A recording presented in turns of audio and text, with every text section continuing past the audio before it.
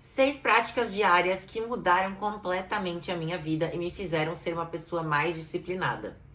Oi, meu nome é Luísa, eu sou atleta de fisiculturismo e embora hoje em dia eu seja uma pessoa muito regrada e disciplinada, eu nem sempre fui assim.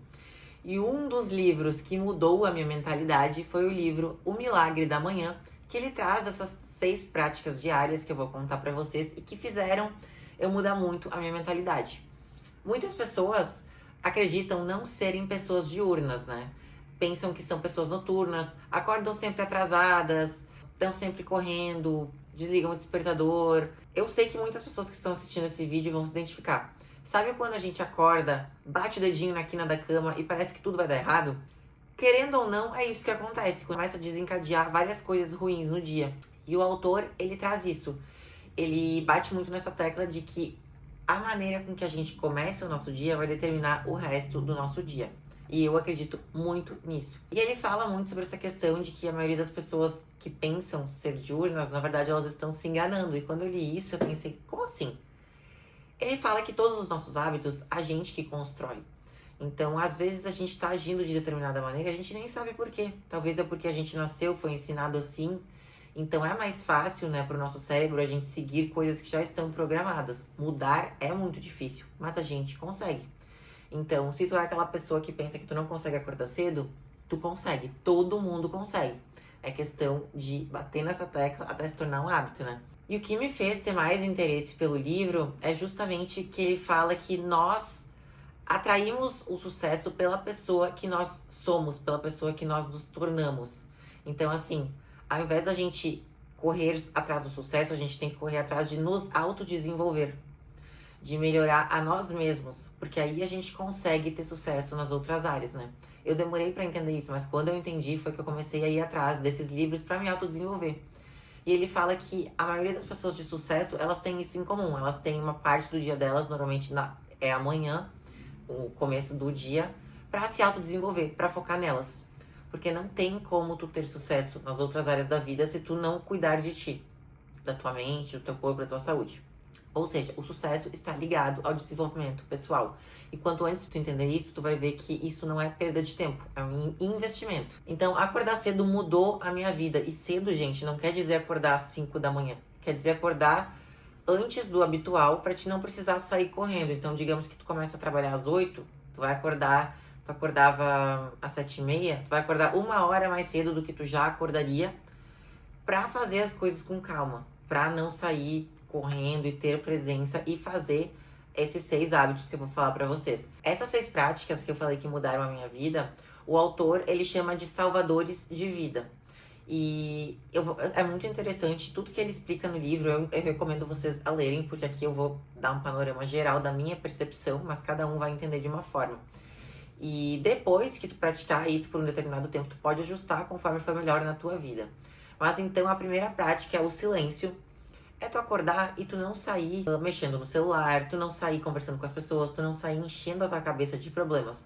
Tu simplesmente estar naquele momento, parar, sei lá, uns 3 a 5 minutos pra pensar, pra agradecer, pra fazer uma oração, pra respirar, pra justamente ficar em silêncio, porque o resto do dia a gente não fica em silêncio, né? Então, pra te ter clareza mental.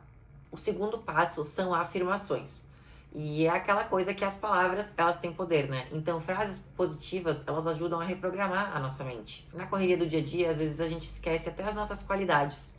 Então, a gente tem que falar como se fosse real, né? Não falar, por exemplo, eu quero ser bem-sucedido.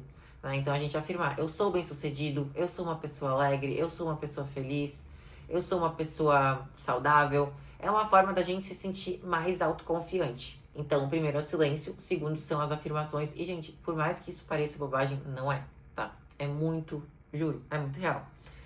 O terceiro passo, então, é a visualização, que é parecido com as afirmações. É realmente a gente fechar os olhos e enxergar a situação, se visualizar.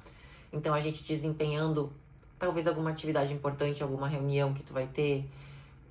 Tu te imaginar no teu emprego dos seus sonhos, no teu relacionamento dos sonhos, a forma que tu gostaria de estar vivendo, tu realmente imaginar. E essa é uma prática comprovada e utilizada em muitos esportes, inclusive por treinadores, por jogadores, para visualizar jogadas, né? E pra gente ter na nossa cabeça essa clareza do que a gente quer, do que a gente deseja, e a gente acaba atraindo isso também. Aí o autor fala uma coisa muito interessante, que não é pra gente se preocupar com o como, é só pra gente pensar no que a gente quer, visualizar, né, afirmar. O universo vai se encarregar do como. A gente só tem que pensar e visualizar e sentir mesmo aquilo e acreditar. A quarta prática, então, que todo mundo sabe, é o exercício físico. Todo mundo sabe da importância, né? Não precisa necessariamente ser o exercício físico do dia que tu vai fazer. Se tu vai fazer uma academia, tu se deslocar até o local.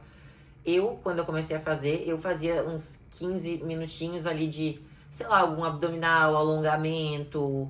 É pra ti realmente alongar o corpo, se exercitar. Tu pode fazer um yoga, tu pode até sair pra fazer uma corrida, uma caminhada ao redor da tua casa. Alguma coisa que vai colocar o teu corpo em movimento. Muda o humor, muda a nossa saúde, então melhora tudo. E aí, depois, se tu quiser praticar o teu exercício mesmo no final do dia, ou outro horário, tudo bem. Mas é pra te ter aquele momento negociável, porque a gente sabe que às vezes se a gente deixa pro final do dia, isso não vai acontecer.